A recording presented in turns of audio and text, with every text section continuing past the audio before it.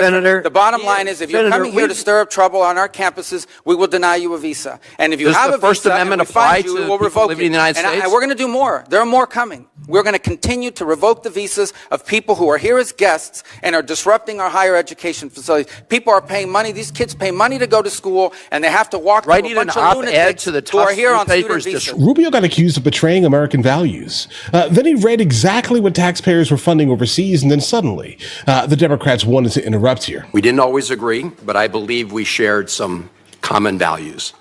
A belief in defending democracy and human rights abroad, and honoring the Constitution at home. That's why I voted to confirm you. I believed you would stand up for those principles. You haven't. You've done the opposite. And you used to speak with conviction about the importance of foreign aid as a tool to advance American values and interests. Then you stood by while Elon Musk took a chainsaw to USAID and other assistance programs. That has left a staggering toll. Broken trust with countries, openings for China and other adversaries, and countless preventable deaths of children and others. Take Sudan, for example. The freezing of U.S. humanitarian assistance forced the closure of nearly 80% of the emergency food kitchens there. 2 million famine-affected people were left without access to food.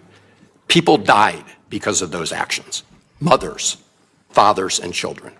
Tons of emergency food that could have saved their lives was left rotting in warehouses because you and Elon Musk refused to let USAID do its job. Sudan is a country where, by the administration's own determination, a genocide is unfolding in Darfur. But here's where it goes from cruel to despicable. While cutting off food aid to Sudanese families living through an actual genocide, you're fast-tracking white South Africans for refugee status under a manufactured claim that they are the victims of genocide.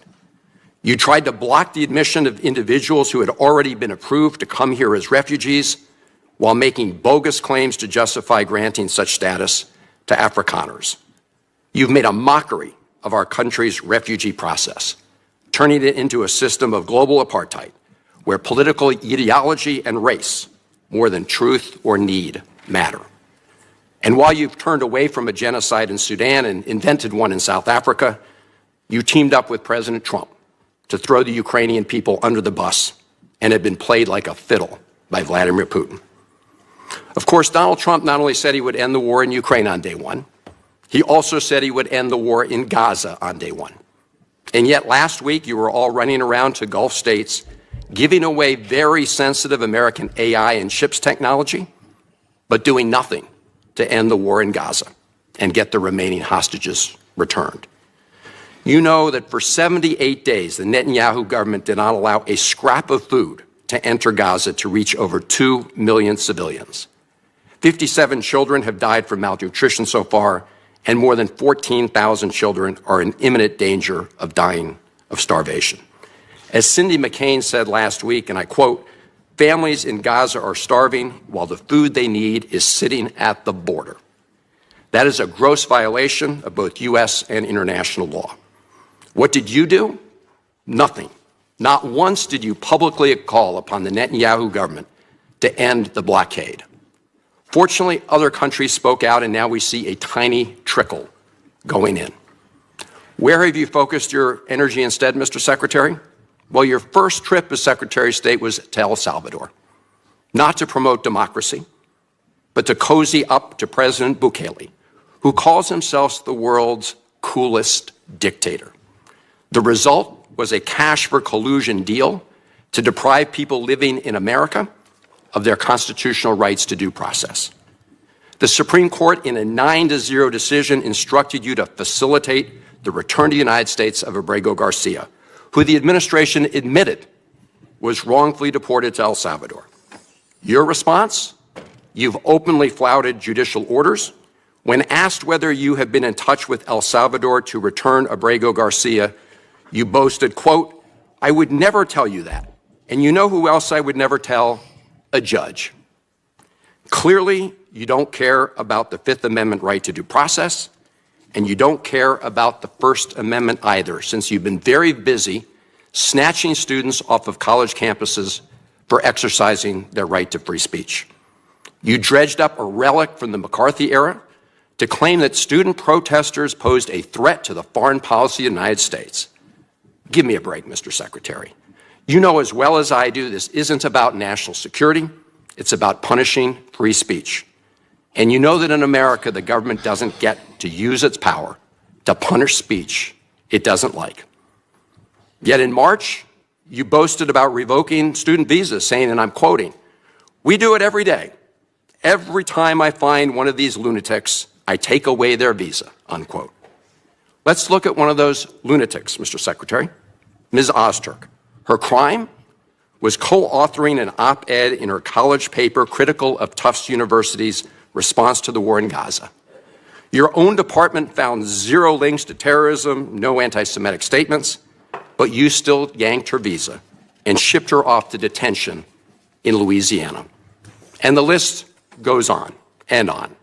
The federal judge in the case of Mohsen Madawi, who is the Columbia student who was ambushed by federal agents at his citizenship appointment, said, and I quote, this is the judge, "Legal residents not charged with crimes or misconduct are being arrested and threatened with deportation for stating their views on the political issues of the day.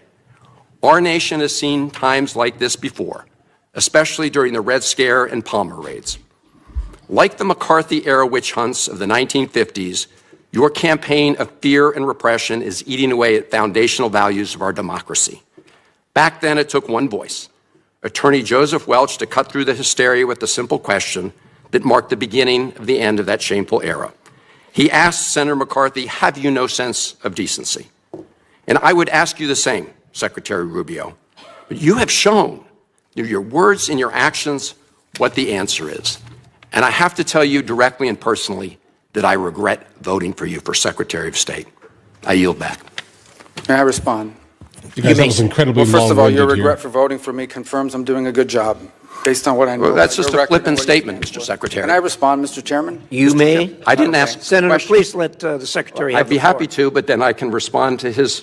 Your time's up, Senator, and Right, bro. willfully used, I might add. And bro, you used like 20 minutes of it, guys. Your remarks do not represent the view of this committee. Well, Mr. Chairman- Secretary, please. Well, I'd like to. I can't respond to everything he said because much of these are untrue, but I'll go through a few. First of all, I'm actually very proud of the work we've done with USAID. For example, I don't regret cutting $10 million for male circumcisions in Mozambique. I don't know how that makes us stronger and more prosperous as a nation. I raised don't regret Sudan, Mr. psychosocial support services. I for raised USAID. Sudan, Mr. Secretary, Can I not respond, Mr. Mozambique. Chairman, or do I? Senator, I'd ask you to suspend. You had 7 straight minutes of Right, I bro. chose really to not- use my time used that way, all of Mr. it. Chairman. That's my right to Please use my suspend. time. Listen, yeah, absolutely. You used all of your time. Great.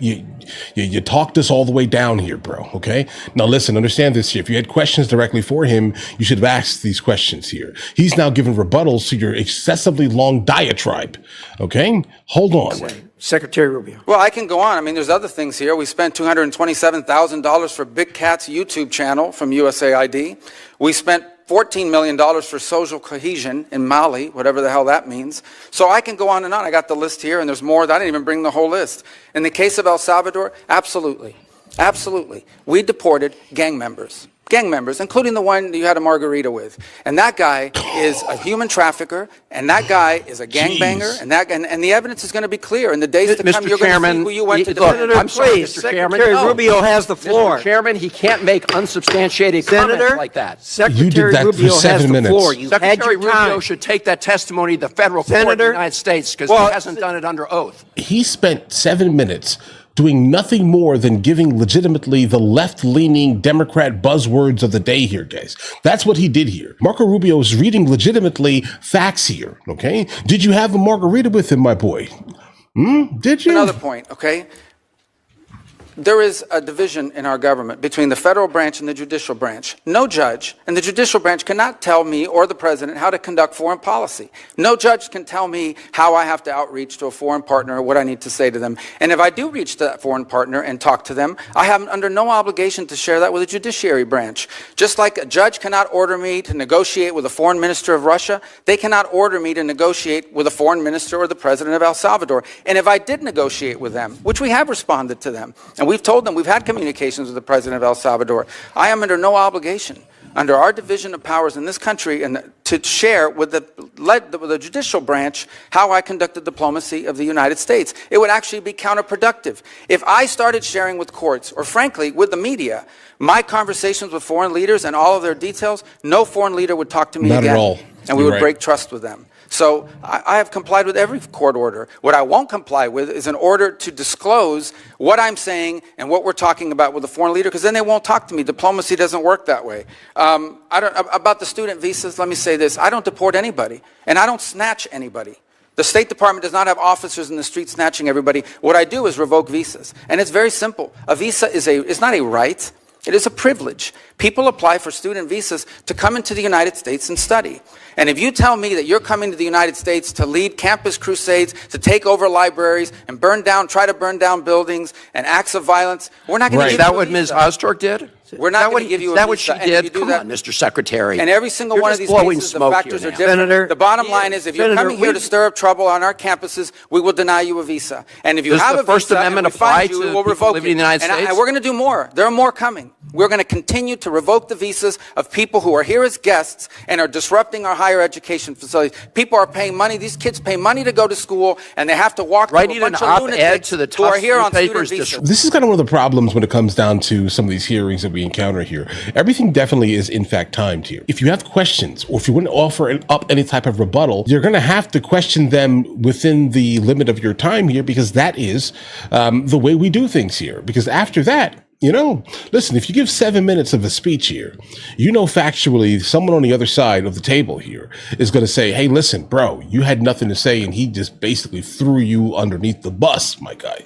All right. So this is what we're going to do. We're going to go ahead and allow you to speak here. You cannot consistently keep interrupting the man when you have no right to speak anymore, bro. That sounds like a sanction is required here. But the fact that you just spent 7 minutes dropping nothing more than buzzwords and literal keywords here, SEO tags, and all of these things here, consistently within your speech here, to basically rally your base against the United States of America. Let's just be completely honest. Did you not believe that Rubio was not going to respond here? And what he responded with was purely facts here. It's not that the Sudanese issue is not incredibly important, because it is incredibly important on like the world stage, because there's a lot of crazy stuff happening there, bro. To the point where Egypt has taken a gigantic amount of people in from Sudan, along with like Saudi Arabia, and a good amount of the neighboring countries have taken in a good amount of people here. Right now, we are in like a very America first type of mode here, specifically with the left basically looking to kind of embolden individuals to basically utilize, government assistance large scale, and our tax dollars are absolutely being wasted to fraud in many places around the United States of America. Why do you not understand? Right now, we are focusing on the United States of America, kind of which we should, all right, which we always legitimately should here. Listen, if we have extra to help, I really don't see an issue with helping if we have the ability to help on a very small scale here. This is America season right now, okay? You guys all have an absolutely amazing day. Enjoy your day thoroughly. If you guys are new here, please like and subscribe. And in the meantime, guys, I'll go ahead and catch you in the next one.